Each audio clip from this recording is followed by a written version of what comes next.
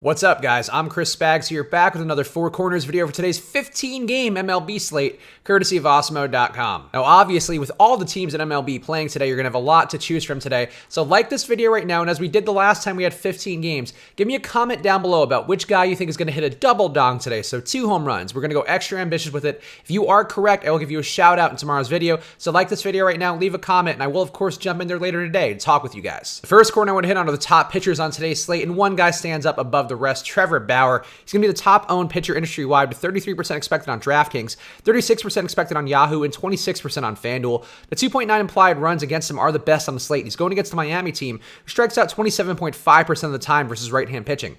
Bauer maybe hasn't been as elite so far this year with a 3.96 xFIP and an 11.3% swinging strike rate, but it doesn't take much to put up big numbers versus these Marlins. I like Bauer a lot here. I think you just put him in there, figure out the rest of your lineup. I don't see a spot here where I'm trying to go against him much. If you don't want to go above the field, that's fine. It's baseball. There's a ton of variance, but I think at least matching the field with where he is a very logical approach because he just looks like the best pitcher by far and away. Blake Snell going against Kansas City also looks pretty good with 3.5 implied runs against him and a Royals lineup with a 25.9% aggregate K rate. Snell's been missing bats well also with an 18.9% swing strike rate so far in 2019. I think guys like Whit Merrifield, Adalberto Mondesi, Alex Gordon, and Hunter Dozier are all hitting well to start the season, and the game is also a weather concern, so those are really the reasons why I wouldn't want to go to Snell. But Snell's been missing bats really well. I think people may still be down on him because he did bust his chalk recently, but he's still a really good pitcher doing really good stuff. I think this Royals team and the Vegas total are in favor of him, so I think it's a good spot here to go to Snell. Garrett Cole going against Minnesota also gets 3.3 implied runs in his favor. It is a similar situation to yesterday with Verlander, where on paper it is going to be a tough spot here versus Minnesota,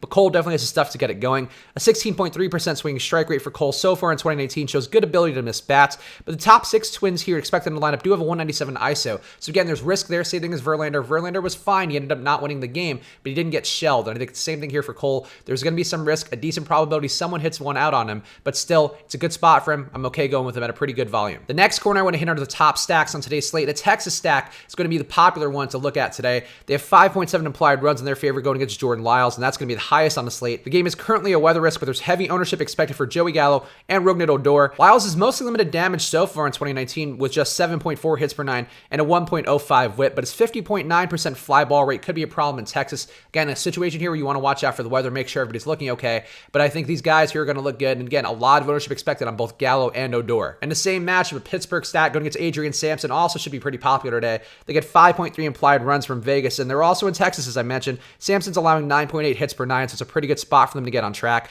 Pittsburgh really hasn't been good versus right-hand pitching with just a 227 batting average and a 79 WRC plus so far in 2019, but Sampson's 5.7 K per 9 and a middling 9.4% swinging strike rate should give them opportunities. It's really all you can ask for, a decent Vegas total. Opportunities versus a pitcher is not that good. Pittsburgh, not a team I love to roster a lot, but they're going to be affordable today. They're in Texas. It all looks pretty good for them as long as the weather holds up. Boston stack versus Aaron Brooks also looks pretty good with 5.4 implied runs in their favor. Brooks allows a 5.4% home run rate in the year with an 8.2% swing strike rate, so he's not going to probably get a lot of guys out via Ks. The stack works from 1 through 7, and the lineup is starting to round into form, with 2019 numbers for them so far still underneath their aggregate lineups rate of a 356 on-base percentage, a 232 ISO, and a 127 WRC plus, so these guys are not hitting up to their full potential yet. Guys like Michael Chavis may be starting a little bit too hot. That's unsustainable for them, but I think he still looks good here. The stack, again, can go a variety of ways. I think Boston's one of my favorite stacks on the slate, and they're going to be a little bit under-owned compared to some of these other ones. The next corner I want to hit are some of the lower-owned options on today's slate, and a Philly stack going against Spencer Turnbull does fit that criteria. They get 5.5 implied runs in their favor, and though Turnbull's not a bad pitcher with a 1.3 whip, 10.7% swinging strike rate, and just a 1.8% home run rate, but Philly does get on base pretty well with a 342 on-base percentage versus right-hand pitching. The top 5 of the Philly stack is going to be the most appealing, with all those guys over a 107 WRC plus in 2019. But the bottom half of the stack, too, with Maikel Franco, Cesar Hernandez, and Nick Williams also have pretty good hitting value there. Those guys are going to be cheaper. They're still a part of this rotation here, is expected to have a pretty good day hitting. So I don't mind a spot here for the bottom of the order, but really the top 5 are probably the guys you're going to want more than anything. Vince Velasquez going against Detroit gets 3.5 implied runs for him. His minus 206 money line is actually the best on the slate. Going against the Tigers lineup was a 26.6% K rate versus right-hand pitching so far in 2019. Velasquez is underperforming to start the year like a lot of Philly staff, but his 1.01 whip and 10% swinging strike rate versus a K-heavy Detroit lineup could be what gets him on track. Velasquez has the stuff. Detroit really doesn't. So this is a good spot to go to Velasquez and hope he gets back on track, even though the 2019 numbers are not terribly impressive so far. Julio Teheran going against San Diego also looks pretty good with the 4.1 implied runs against him. Not the best on the slate, but a 27.1% K rate for San Diego versus right-hand pitching this season is a pretty good spot here for Teheran. They do have big strikeout guys like Fernando Tatis Jr., Will Myers, and pitcher Chris Paddock Paddock, who should give up a lot of strikeouts in this game. I think it's a good spot for Tehran. He has been great on the year, but he does have the strikeout stuff, and lineups are going to allow him to get there. So I think Tehran's a fine play, a cheaper play, so I think that's going to help you out in building your lineup. And this last one was a tough choice because I do like some of the other stacks out there, like the Cardinals, but I think an Arizona stack going against CC Sabathia makes a lot of sense. They get 4.6 implied runs. Sabathia has been coming back down to earth with just 6.6 Ks per nine, a 5.1% home run rate, 6.4% swinging strike rate, and 50% hard contact allowed so far in 2019. Obviously, all those numbers are not good, and CC Sabathia should be giving up even more than he already has.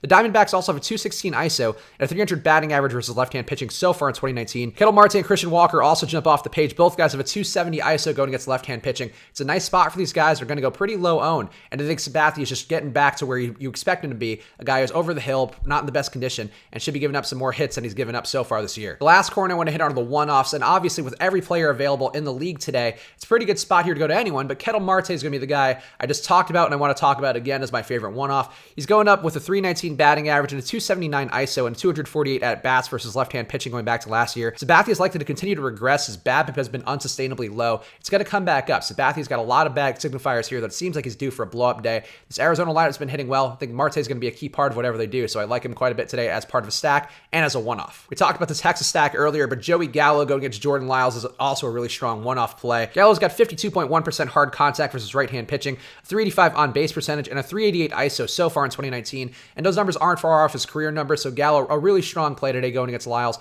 guy who's shown the ability to get blown up, and at the very least can give up some strong power options here to Joey Gallo. And I also like Eugenio Suarez today going against Jason Vargas. There's just 4.1 implied runs in that game for Cincinnati, and that makes them not a very obvious stack, but Suarez would be the strongest part with a 313 batting average, a 421 on-base percentage, and a 289 ISO versus left-handed pitching going back to last year. Vargas is allowing a 1.75 whip and a 5.55 xFIP to righties also going back to last year. It's kind of a perfect matchup here. Suarez, a guy who rakes opposite-handed pitching. Vargas, a guy who gives it up really sweetly. So I think Suarez, a guy who's going to be really strong today, is a one-off option and also probably going to be pretty low owned. So there we go. Those are my thoughts on today's slate. And obviously with this many games, we'll have a lot more to talk about. So tune into Live Before Lock today, 6 p.m. Eastern. We'll be going live. So check that out later today here on this YouTube channel. Subscribe, hit the notification bell so you'll know when we go live. And as always, like this video. And as I mentioned earlier, leave a comment down below. Give me your guess who's going to double dong today. It's going to be a harder one to pick than just a regular old home run. But if you do get it right, I'll give you a shout out in tomorrow's video. So right now, like this video, leave a comment down below, and I will go in there later to talk with you guys. And as always, use that promo code SWITCHANDHEDGE to get half off your first month of any package at Awesemo.com.